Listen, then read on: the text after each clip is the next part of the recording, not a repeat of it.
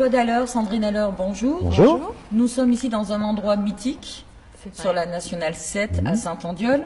Pouvez-vous nous dire exactement qu'est-ce que ce lieu? Alors ce lieu, c'est un atelier de restauration. Depuis les années 1949, il a été conçu. Il a toujours fait de la voiture ancienne au départ. Il a fait une transition par des concessionnaires Citroën et Peugeot. Et moi, je tiens l'entreprise depuis 2005, où je fais essentiellement de la voiture ancienne de restauration, en carrosserie, en mécanique, en électricité, tout interne à l'entreprise. Comment en êtes-vous arrivé ici? Eh bien, j'ai toujours fait de la voiture ancienne, même quand j'étais jeune, avec des amis. On allait restaurer des Alfa Romeo, des Golf, enfin, tout ce genre de voitures anciennes. Et j'avais, moi, plusieurs voitures anciennes que j'avais mis devant le garage. Et des clients se sont amenés, et puis de fil en aiguille, j'en ai fait une, deux, trois, une dizaine, une vingtaine. Mais mon cursus professionnel a été déjà basé beaucoup sur les voitures anciennes et les voitures un petit peu de prestige, de sport, de compétition. Ce métier est un métier ouvert à tous, hormis la passion et hormis peut-être les compétences. Est-ce que tout le monde peut y aller? Ah, il faut l'envie. C'est l'envie, c'est un métier qui demande beaucoup d'exigences personnelles, parce qu'il y a la compétence, etc. On peut apprendre, hein, tout est possible à n'importe quel âge, mais il faut s'investir énormément, parce que ce sont des technologies qui commencent à s'oublier, un savoir-faire qui se perd, donc on peut actuellement restaurer des voitures. Finalement, on en revient au vrai garagiste avant l'électronique dans les voitures. Donc finalement, on est vraiment dans le garage originel, la mécanique originelle et technique, type l'horlogerie, des choses comme ça.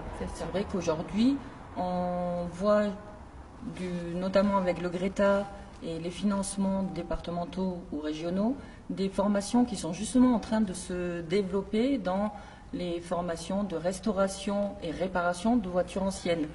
Est-ce que pour vous, c'est bénéfique et est-ce que ça donne une autre photographie, justement, de ce métier? Ah, c'est essentiel, parce que la formation actuelle du CAP de maintenance automobile ne correspond pas du tout aux voitures anciennes.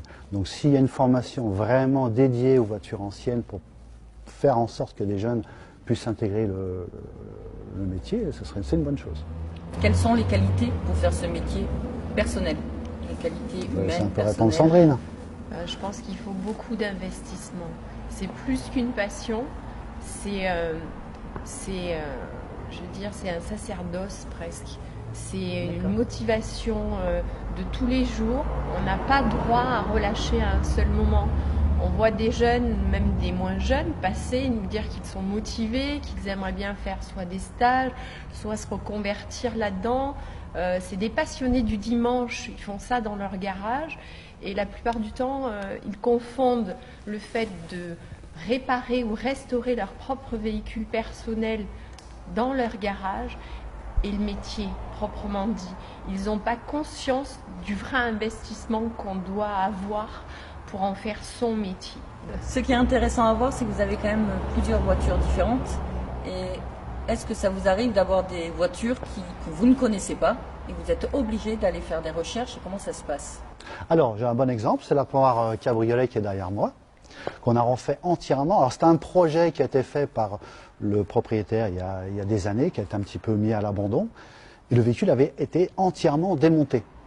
Alors, démonté pas dans les règles de l'art, c'est-à-dire pas de, comment dirais-je, de carton avec les vis et les écrous bien positionnés.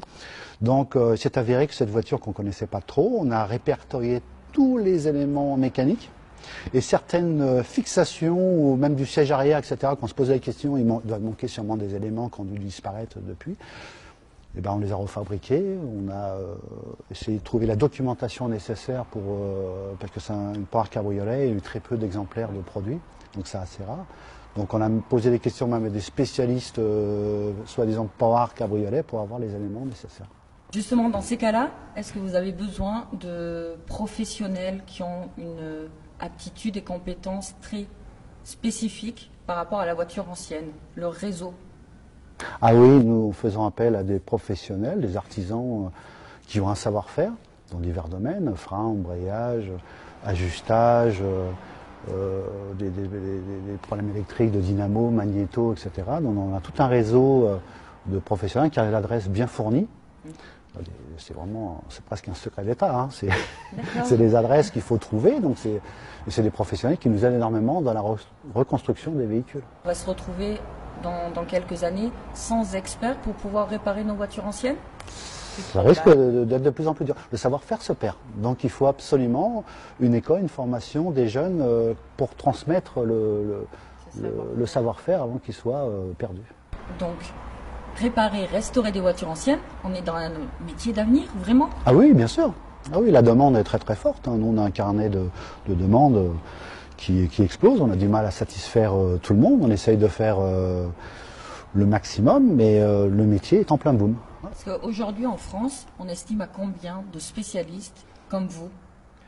C'est une bonne question. C'est une bonne question. Quelques-uns quand même, on n'est pas tout seul, heureusement, parce que sinon on ne pourra pas satisfaire toute la demande.